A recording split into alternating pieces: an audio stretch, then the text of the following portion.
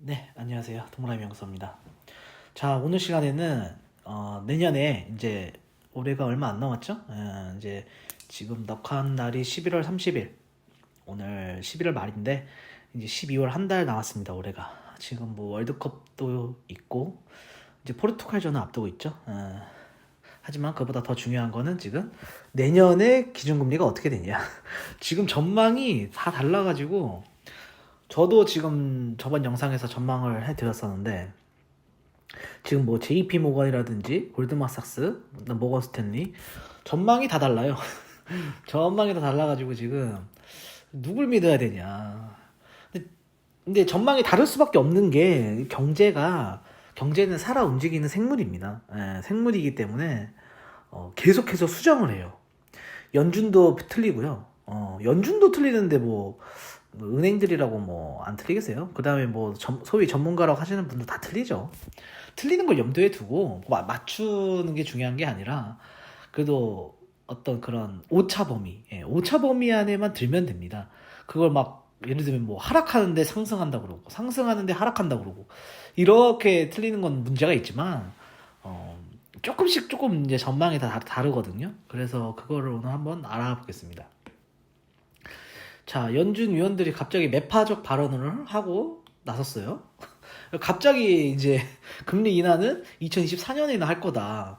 이 세 분이 지금 대표적인 이제 매파적인 분들인데, 뉴욕 연준 총재, 세인트루이스 연준 총재, 클리브랜드 연준 총재, 이렇게 보면 12월 금리는 0.5% 올릴 거다. 부인하지 않았어요. 지금 다들 이렇게 예상하고 있죠. 이미 증시에 다 반영됐습니다. 인플레가 안정되려면 상당 기간이 필요하다고 생각을 한다. 지금보다 금리를 더 올리고 인하는 2024년쯤 돼야 할 것 같다. 이제 이렇게 말씀하셨어요. 근데 이거는 모건 스탠리랑 전망이 다른 겁니다.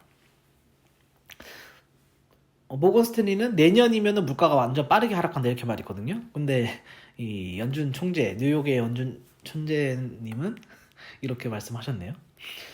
그 다음에 이 제임스 블러드, 이분이 제일 매파적인 분이에요. 2024년까지 5% 이상 기준금리를 유지해야 할 거다. 시장이 우리의 공격적 태도를 너무 과소평가하고 있다. 우리는 금리를 지금서 올릴 생각인데 시장이 우리를 그렇게 안 볼 거라고 본다. 이런 말이거든요. 그리고 이 로레타 메스터란 분도 아직 금리 인상 동결 근처에도 가지 않았다. 우리가 멈출 것 같지 않다. 이렇게 이번 주, 이번 주 해가지고 이렇게 인터뷰를 하셨네요. 왜 갑자기 이렇게 근데 매파적 발언을 하냐 보면은 지난주에 11월 회의록에서 속도 조절 얘기가 이제 나왔어요. 그래서 제가 영상도 올렸는데 다음 달 미국 금리 빅스텝이면 충분하다. 근데 사실 빅스텝도 굉장히 크죠. 0.5%를 오르는 거라서 FOMC 다수 의원들 속도 조절 찬성을 했다.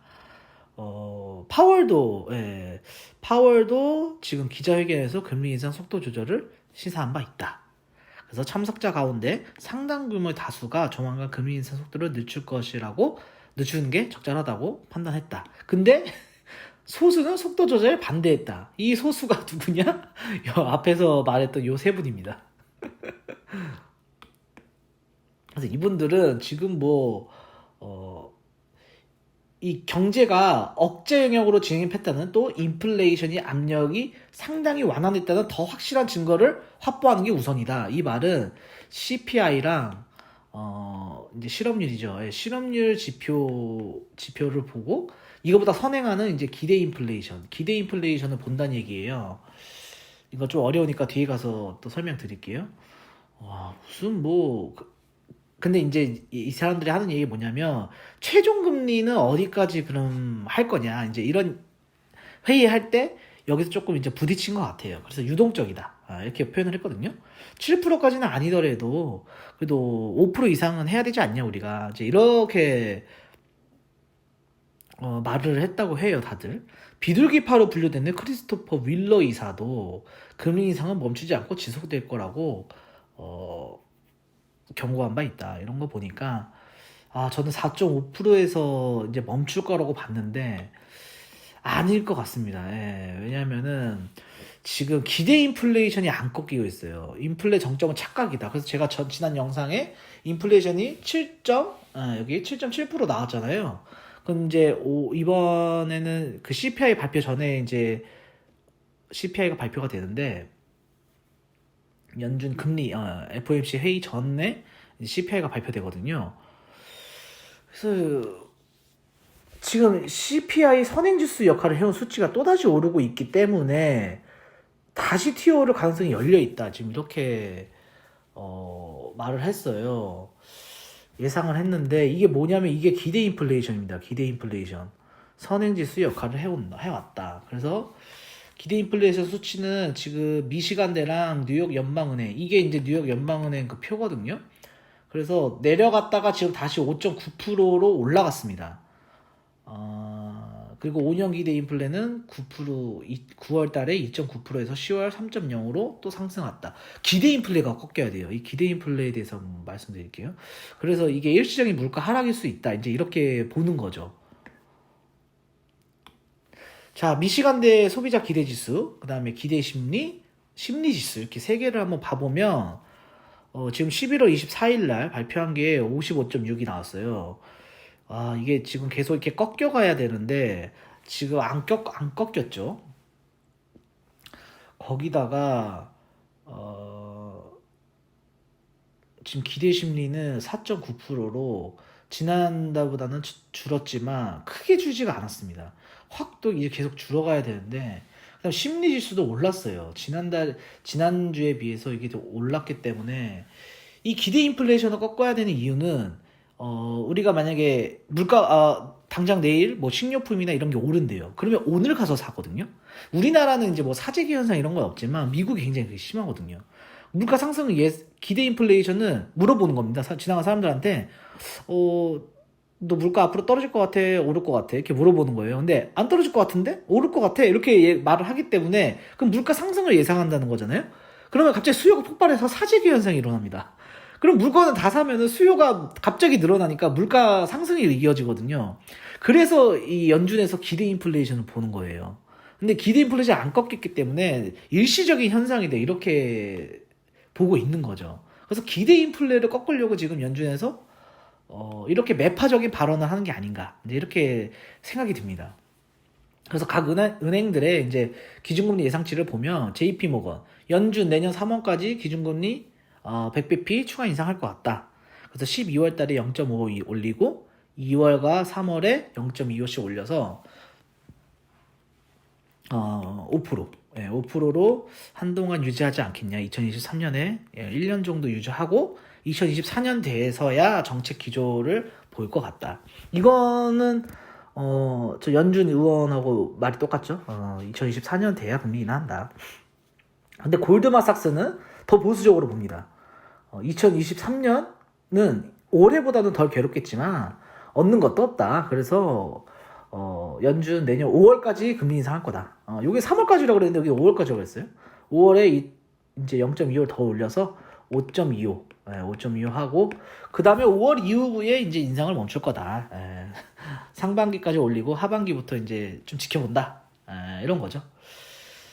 반면에 모건 스탠리는 미국 증시 반등 안 당겨지나 연준 내년 금리 인상 중단 가능성. 이거는 다 똑같네요.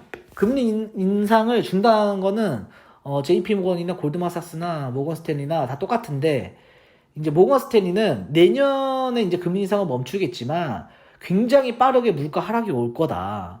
침체가 확 빠르게 온다. 이런 말이거든요. 그래서 연말에 2%에서 3% 물가가 나올 거다. 이렇게 봤어요. 그래서 6월 달에 4%대 물가가 나올 거다. 이렇게 예상을 했습니다.